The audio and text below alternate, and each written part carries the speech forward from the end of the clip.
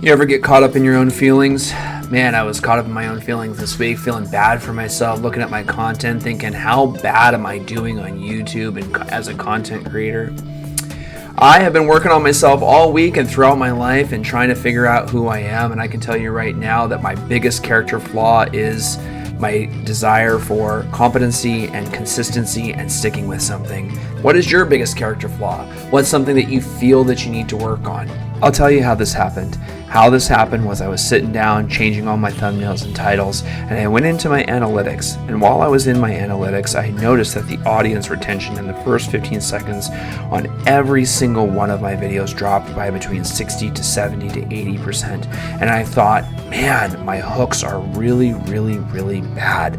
And then I started feeling down, and I started going, nobody cares. And I started getting into my sad mentality. And then I had to remind myself that that's what this YouTube project is about. A lot of people have left comments to me throughout the years saying, dude, you're just playing video games. It's not that big of a deal.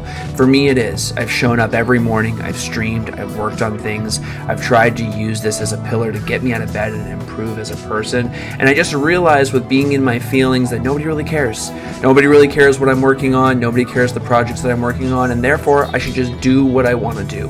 I should stop worrying about what other people are trying to tell me to do. I should stop worrying about whether or not people like my stuff and just work on improvement.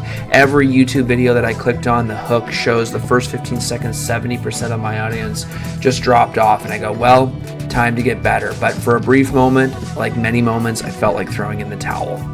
And I'm not sure what changed for me. I was sitting at my desk drinking my third cup of coffee, and this realization just hit me that I needed to get back up on the horse and keep working. I went back, I cleaned up my YouTube, I tightened everything up, I've been working on thumbnails, and I've been using ChatGPT as a way to learn about myself and learn what I'm good at and what I'm not good at. And I just started to get this upward momentum. I stopped streaming, I started working on video editing, I moved further and further towards my goal. And to be honest with you, I'm actually feeling quite hopeful about the future. So for you, if you're sitting here listening to this at some point and going like, I'm working on this and nobody cares, keep getting better. Keep working on your thumbnails, your titles, your whatever it is, your music, learning to play an instrument, whatever it is that you might be working on, keep working on it. Don't give up. I promise you that the skills that you develop are going to be the memory. It's a cliche to say that it's about the journey and not the end destination, but it really is. Looking back on myself from not being able to post a video to YouTube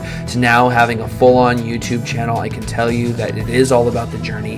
And I need to remind myself of that it's not really about the results. I often feel that there's pressure to make money, and that often clouds my desire to work on something, but I have to stay focused on my through line, which is encouragement, personal development, playing video games, and enjoying my life. Until next time.